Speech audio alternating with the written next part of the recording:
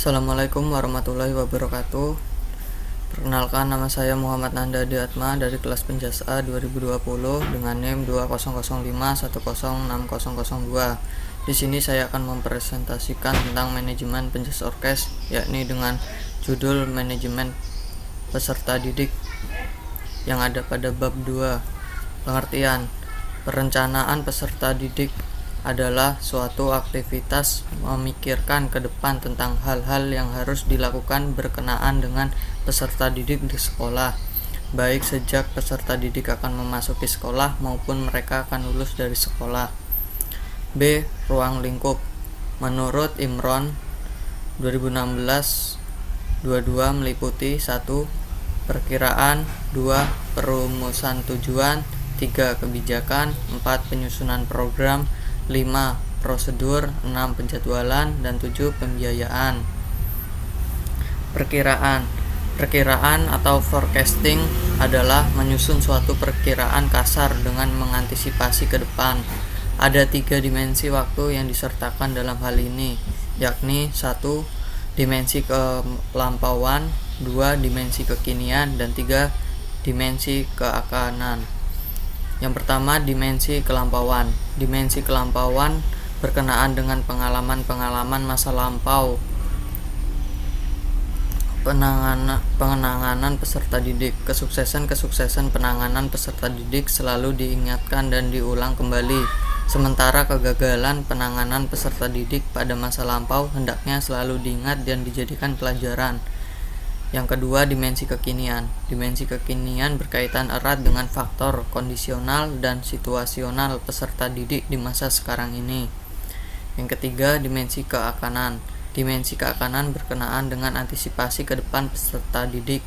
Hal-hal yang diidealkan dari peserta didik di masa depan haruslah dapat dijangkau seberapapun jangkauannya.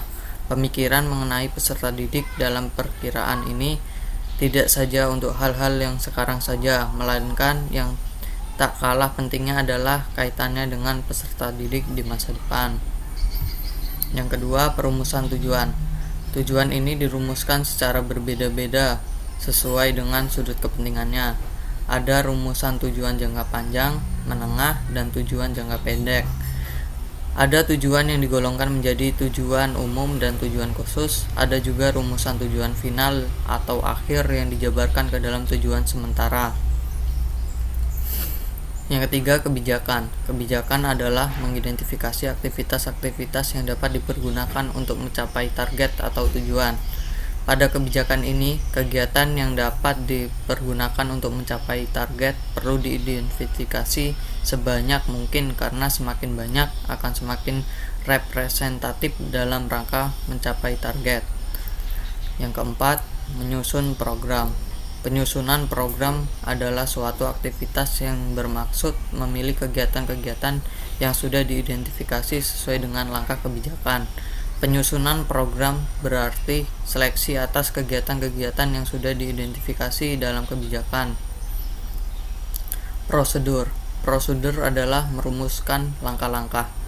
Ada 3 aktivitas dalam hal ini, yakni 1. Aktivitas pembuatan skala prioritas, 2. Aktivitas pengurutan, 3. Aktivitas menyusun langkah-langkah kegiatan.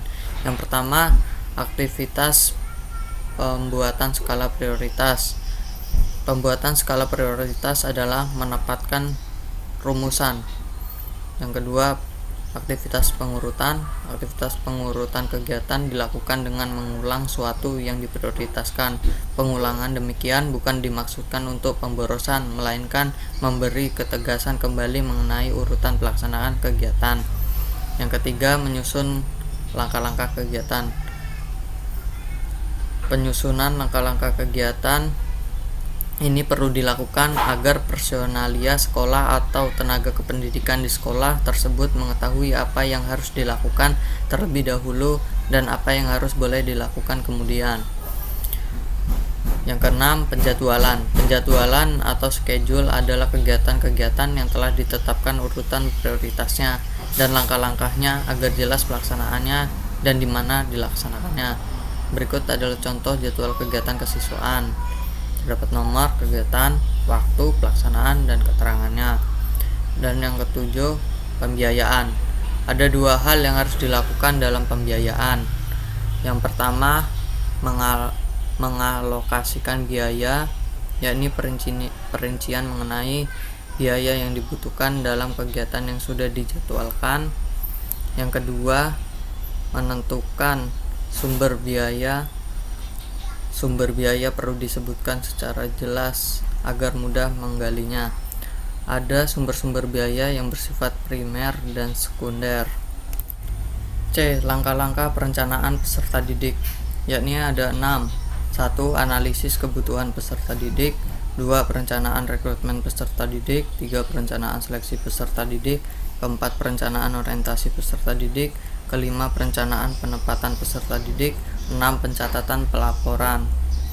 1. Analisis kebutuhan peserta didik. Analisis kebutuhan peserta didik yaitu penetapan siswa yang dibutuhkan oleh lembaga pendidikan yang meliputi 1. Merencanakan jumlah peserta didik yang akan diterima dengan pertimbangan daya tampung kelas atau jumlah kelas yang tersedia. Yang kedua, menyusun program kegiatan kesiswaan, yaitu visi dan misi sekolah, minat dan bakat siswa, sarana dan prasarana yang ada, serta anggaran yang tersedia. Yang kedua, perencanaan rekrutmen peserta didik. Perencanaan rekrutmen peserta didik pada hakikatnya proses pencarian penentukan peserta didik yang nantinya akan menjadi peserta didik di lembaga sekolah yang bersangkutan.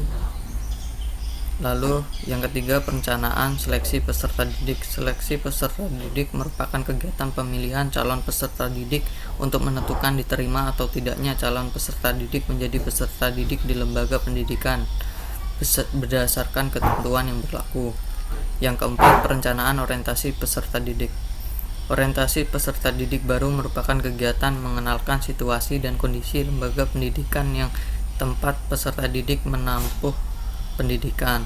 Yang kelima, perencanaan penempatan peserta didik.